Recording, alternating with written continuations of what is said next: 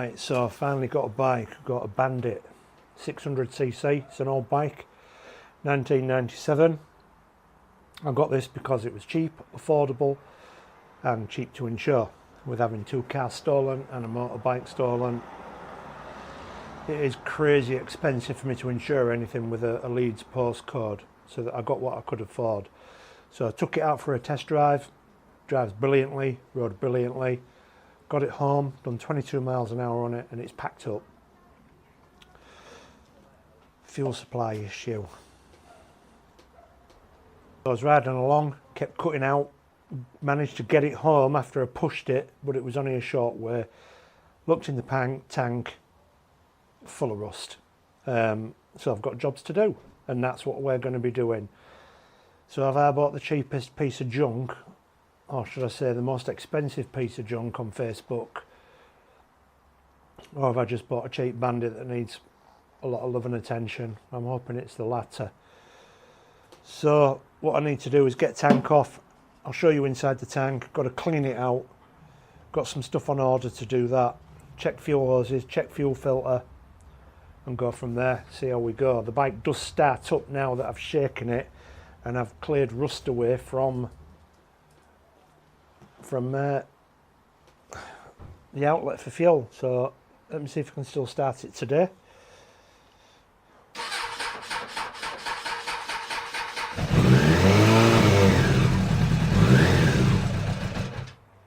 Yeah, so it still starts up. I need a new battery for this, I'm sure of it, because this one looks old, so I'll get one of those sorted as well. So tank off, empty it out and see what comes out. So I'm not a mechanic, I'm going to learn all this. Yes, I did kind of rebuild the front end of a Kawasaki W800 when I crashed that, but I had my friend here helping me a lot with that, and I did learn a lot. So I'm not a mechanic. I'm going to try and fix this bike, see if we can get it running. I'm hoping it's just the tank, fuel filter, hoses that need cleaning out. Have a look. I'm hoping the carbs don't need doing, because it's got a carburettor as this bike, but we'll get there when we get there. It's going to take me 3 or 4 days to get this tank clean. I've got things on order. I've got the white vinegar. I need to go to the supermarket. I need to buy some bicarbonate soda and water. I'll explain all that as we go along. I need to get it cleaned out, dried up. I need to get some fuel for it, so I need to get some petrol. But yeah, that's 5 days away, so that's going to be like that for you. All right, let's have a look. So I've got my torch ready. Straight away you can see some rust around the top. I ignored that when I bought this bike, but if I shine my torch in there and open, look at that. Look at the colour of it, and then you've got bits flaked off and broke. So I'm going to have to clean this out, get that off, empty that, and we'll take it from there. I'll show you what comes out. So far we're like this with the tank. I've got a big thick black rubber hose off of there, what goes into a carburettor, which I think is a gravity feed. Here's a fuel line. It goes down into here. I mean, I'm not certain. I've got a book on my way, so I need to get this off, and then the tank's free. I'll probably get a replacement one of these. I need to get the replacement clips because there isn't any. That one was cable tied on, so let me get that off. Well, I got the tank off. There we go. I've checked the air filter. It is a disgrace. I'll show you it in a moment. I was told this bike had had a service. There's no way it's had a service with the state of that oil filter. So I'm going to throw a service into the mix as well. I'll do that. I used to do it on the other bike, so I'll be able to do it on this one. Petrol is disgusting. It's full of bits. Got some stuff to clean the tank out coming tomorrow. I'll get on with that. This is going to be filmed over a few different days, so we'll have a quick look. Right, there's the bike. Petrol tank off. It was dead easy. Just these two here, slipped it off, pulled this off, and I got this fuel hose off. That looks disgusting to me. I think I'll just replace that. Tank's down there, empty, and petrol is here. Now, I don't know if you can see them bits in the bottom of there, but that bucket was clean, and there's still a ton of stuff in there. Oops, that's stuff out of my pocket. So what I need to do next is find out how to see what's holding the fuel tap underneath. See if there's like self tappers or something, and I need to see how I can get this petrol cap off. Last thing I want to be doing is taking the tank apart and nuts are falling inside the tank and not being able to reach around to put them in again. So I'm going to stop filming here today and tidy everything up and just wait for the stuff to sort the fuel tank out, and I'll film that. So there's the air filter, look at it. Maybe don't look bad from that side, but in here it's just full of crap. It is wonky, it is all over the place. To me, that don't look like a serviced air filter. Look at that. So we'll have a new one of those. So it seems at this point I'm the victim maybe of a Facebook scam. The guy said the bike was running. I ran it for, I don't know, you take it for a small test drive and I didn't have any problems. But with it choking out and cutting out, finding all the rust in the petrol tank, got to get that cleaned up. It turns out the fuel filter is in the petcock, so I'm going to take that out and clean that, and I've got all new rubbers to rebuild and refurbish that. I'm going to have a look at the condition of that petcock. If it's bad, then I'm going to definitely pull the carbs on this. I doubt I'll tackle them myself. I'll probably pay somebody to do those.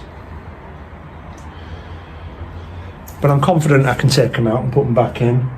I might have to pay for someone to come and set them up. But I've got the petcock to do first. I'll just turn the camera around. So this is where we're at with the bike. Battery out, air filter out, definitely not serviced, so I'm going to have to service the bike. I've ordered a new fuel hose. Tank's down there. I've ordered the new parts for the petcock, and depending what that's like, depending where I go with the carbs, tank's ready to go, ready to clean, and I've got the vinegar down there. So I've got 16 litres. I don't know how much that holds. If I don't fill it up completely, I'll just go to Tesco or somewhere like that and just buy a ton more. I'm hoping the petcock ain't going to be too bad, which means I won't have to touch the carbs. But I think I might just, I don't know, I just don't really know what to do about those yet. Let's get this bit done. I'm going to take it off. I can't strip it today because I've not got the parts. But I think for now, yeah, that's what I'll do. I'll strip that down. I'll wait till I get the parts, and then I'll start with the tank. I'll wait till I've got these parts here, the fuel hose, reassemble it, start it up, go for a run, and see how it feels. Unless, of course, the petcock's bad, and then the carbs are coming out. So there we go, just 2 screws there. This should lift out, filter should be on the other side. I've got some old blankets from an old towels from charity shop to help protect everything. Yeah, let's get that done. They are not coming out easy, these, so I'm going to get a WD-40 penetrator on there and try again. So a little bit of WD-40 and they just come right loose. Same with that one there. So this is it, came out of there, and when I pulled it out immediately, big lump of rust. Get this cleaned, looks like it needs a new filter on there. so I'll get those ordered. Might as well while it's off. They look a bit worse for wear. I'm not going to take it apart until I've got the parts to put it back together, and I'm not going to soak the tank until the parts and this is back together. This is going to be a long job for me, very short for you. So the first part I'm going to get on with is repairing the petcock, the tap that comes out of the petrol tank. Also puts it onto reserve. I'll just turn the camera around and I'll just explain a little bit what I'm going to do with this. So this is it here. I've got to take it apart, get into the side. This also works as a filter, but on the top here are the filters. Look at the colour of those. Now I've seen these online new and they're meant to be white. Sorry, they're meant to be white, but these meshes look intact. So I'm hoping the carburetors are going to be fine, but I need to drain those to see the colour of the petrol. Now I've got a repair pack here. So we've got all our rubbers that I need to swap over from this one. Bin all those. Put those on. I'm going to take photographs of this constantly as I'm taking it apart, so I know how to put it together, and more importantly which way around to put things as well. Brake fluid cleaner to clean all the metalwork down, and there's a bit of plastic in there as well, but I'll probably use soap and water for that and rinse it off thoroughly rather than something so corrosive to plastic. Okay, so let's make a start. I'll show you the finished result and bits as I'm going along. So that came off pretty easy with those screws over there, and we've got this diaphragm here that's made of rubber. It is incredibly thin compared to the new one, and it honestly, it just feels brittle. I mean, it hasn't snapped, but it feels it. But I've just taken some pictures of this, so I know that the spring goes between there and that goes there. That'll only go on one way. I'll continue on. So I've managed to separate this plastic piece, and in there's another diaphragm on the other side, and that is just rotten. So it's a good job I'm taking this thing apart to clean it. So I've now got the tap off the screws. There's an O-ring washer there that is absolutely just perished, and then inside there we've got a rubber seal, which got a new one there. Look, that's that one. It looks like it's apart, and now I just need to clean it up and reassemble. That went better than I anticipated, so now I've got to get it back together.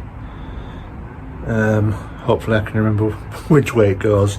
I'm ready with a bit of grease for some of the rubbers. I've got me what's it called, lock thread as well. Motorbikes vibrate like mad. Let's get this back together, and then that's the petcock sorted. I'll tell you how it goes. Okay, so I'm getting there. We've got this end on, tightened up. This is where this goes. I had to be really careful with that because this is some kind of diaphragm, I think, and I had to get that plastic between them, and these rubbers are ever so small and thin.